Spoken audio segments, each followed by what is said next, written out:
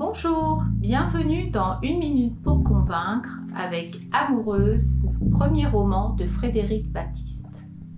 Nous sommes en Normandie. Claire, femme d'un industriel havrais, ne supporte plus les infidélités de son mari.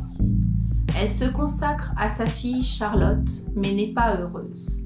Enceinte une deuxième fois suite à une relation forcée, elle décide d'aller se faire avorter à la campagne chez Marthe. Cette rencontre va changer sa vie et agir sur ses sentiments. Apprenant la stérilité de Marthe, elle choisit de leur donner son bébé. Au fil des mois, une complicité et puis de la tendresse naît entre les deux femmes sous le regard d'Édouard, le mari. Réussiront-elles à s'aimer librement ? Je vous invite à découvrir cette histoire intime et émouvante dont je vais vous lire un extrait. C'est important pour moi ce bébé, pareil pour Édouard. Et vous aussi, vous êtes importante, autant qu'une amie. Vous comprenez ou pas ? Une amie ? Claire a cru effectivement jusqu'ici qu'il s'agissait d'amitié.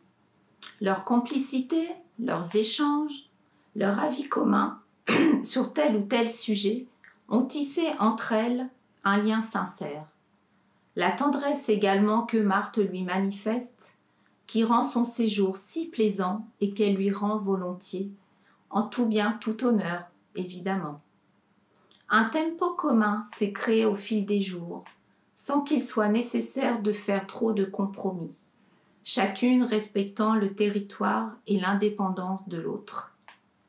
Claire a le loisir de lire autant qu'elle le souhaite.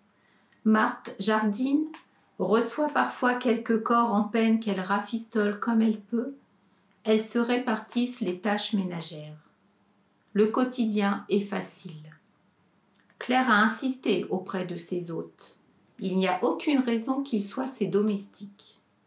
Elle a découvert qu'elle aimait cuisiner pour eux. C'est une joie de leur rendre le plaisir qu'il lui procure, en la laissant libre d'être qui elle est, de faire les choses à son rythme, même si l'emploi du temps d'Édouard, qui travaille d'arrache-pied tous les jours, leur impose certains horaires. C'est une moindre contrainte. Donc ce roman est disponible à la bibliothèque Condorcet. C'est vraiment une histoire sur l'émancipation de deux femmes. C'est très touchant.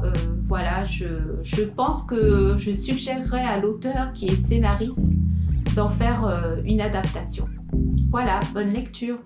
Donc présentation d'une BD, voilà, Parole d'honneur de Leïla Slimani. Donc pour recadrer un peu, nous sommes en 2015 et nous sommes à Rabat, au Maroc.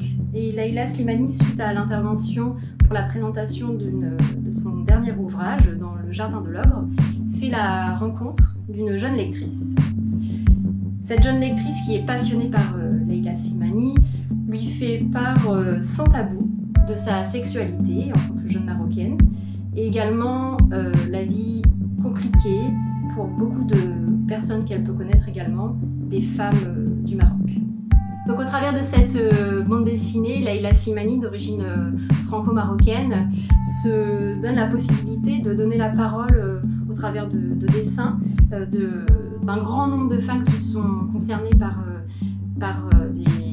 de lourds problèmes dans le cadre de leur vie, autour de leur sexualité, des jeunes femmes, des femmes mariées, des femmes plus âgées, des prostituées, voilà, un grand nombre de femmes concernées par ce problème assez lourd autour de la sexualité au Maroc. Donc il faut surtout rester positif et c'est une BD passionnante qui permet aussi d'avoir... bien sûr, c'est un thème assez lourd, vaste, voilà, mais qui permet de donner un espoir dans la parole donnée aux femmes.